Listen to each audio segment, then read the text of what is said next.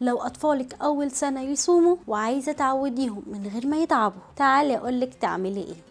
اسيب الاكل يا بنتي؟ انا كل لقمه باكلها دلوقتي بتساعدني على صيام بكره. الأطفال بنبدأ معاهم الصوم مرحلة مرحلة أو جزء جزء، يعني منبدأش اليوم كامل من الفجر للمغرب. يعني مثلا ممكن تبدأي لو هو طفل صغير قبل 6 سنين أو 6 سنين من وقت ما يصحى لحد الظهر مثلا، وبعد شوية نطور المدة لحد العصر، وبعد شوية لحد المغرب، أو ممكن العكس، يصحى يفطر كويس وبعدين يصوم لحد المغرب. اصل هي عاوزاني اصوم وانا مش قادر. وفهميه ان اهم من الصوم عن الاكل هو الصوم على اننا نعمل اي حاجة غلط او نقول حاجة غلط، نكذب او نشتم او ما نسمعش كلام بابا وماما. وقبل ما تبدأي معاهم الصيام لازم تعوديهم على السحور بالليل متأخر عشان يصحوا الصبح مش جعانين قوي. الاهم من كل ده انك طول فترة الفطار من المغرب لحد الفجر ياكل حاجات ما بتعطش وصحية وفيها سوائل كتير، خضار، عصاير، فاكهة، واهم حاجة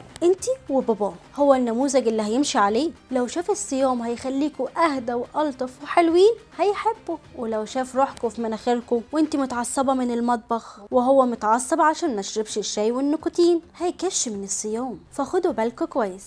انا نرمين لطفي وده بيتك ومطرحك.